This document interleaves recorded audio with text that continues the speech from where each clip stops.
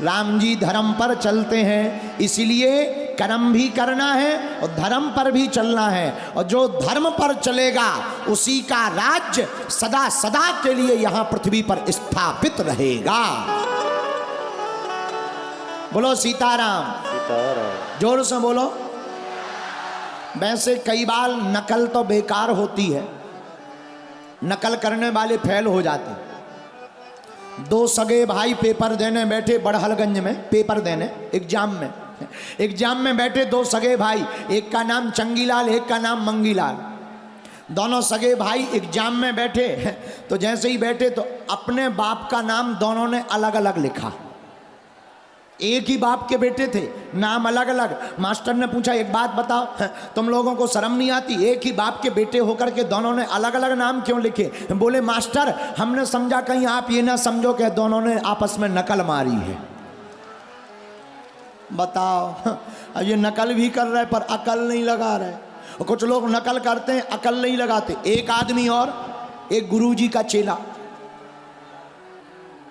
राजा का चेला, राजा का मंत्री गया एक बार राजा के साथ राजा की ससुराल। अब राजा तो राजा, राजाओं के स्वागत बड़े होते हैं, बड़े बड़े। जैसे ही राजा गए, जून का महीना, गर्मी में जून में बढ़िया राजा को शरबत पिलाया, भोजन कराए, आइसक्रीम खिलाई, रात को छत के ऊपर बढ़िया पलंग बिछवाया, पंखा लगवाया, बर्फ की बड़ी बड़ी सिल्लियां पलंग के नीचे डाली गई, मटके में पानी रखा गया। राजा का मंत्री गौर से देखता रहा। राजा के मंत्री ने सोचा हा, राजा के क्या स्वागत ससुराल में हो रहे हैं, अब हम भी जाएंगे ऐसे ही स्वागत लेंगे ससुराल में। जून के महीने में बढ़िया राजा सोए छत पे। अब ये आदमी ने नकल तो कर ली, लेकिन ये अपनी ससुराल तो गया पर मौसम दूसरा। ये गया ठंडियों में, भयंकर जनवरी की ठंडी।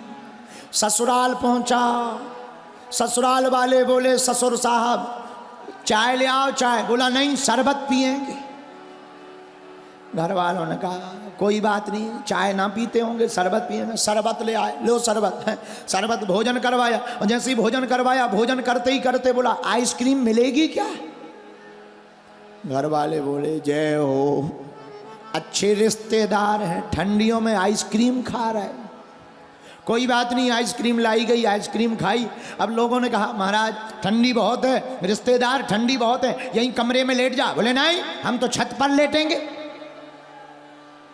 घर वाले बोले दिमाग ठीक है कि नहीं है? अरे बोले तुम हो रिश्तेदार के, हम तो छत पर लेटेंगे। छत पर पलंग बिछाया गया। घर वालों ने कहा कोई बात नहीं, छत में लेटने दो, खुली हवा आएगी, पर एक काम करो रजाई 4-5 रख दो। अरे बोले हट, रजाई नहीं, चादर चाहिए, चादर। एक चादर दिया गया। जैसे ये लेटे बोले पंखा और लगाओ। घर वाले बोले अब तो हो गो काम। पंखा लगाया, इन्होंने ध्यान किया और क्या रह गया। तब धीरे से बोले ए रोको रोको रोको, पंखा लग गया, चादर हो गया, लेकिन बर्फ की सिल्ली नहीं आई। घर वाले बोले अब तो सुबह भैया 13वीं की तैयारी कर लो, बचना मुश्किल ही है।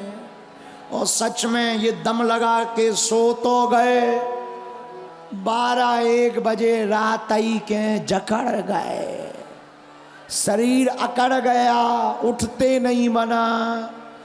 कुछ देर में बोले भैया उठाओ।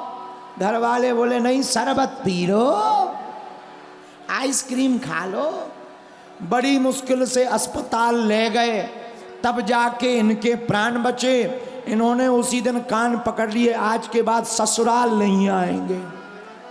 अरे भाई ससुराल जाने से लफड़ा नहीं हुआ, जो तुमने नकल की थी उसमें अकल नहीं लगाई, उसके कारण लफड़ा हुआ है। इसलिए नकल भी ऐसी करो जिसकी नकल करने से कल्याण हो। और मेरे पागलो, तुम्हें नकल करनी ही है तो राम जी के इन 12 गुणों की नकल कर लो, तुम्हारा कल्याण हो जाएगा।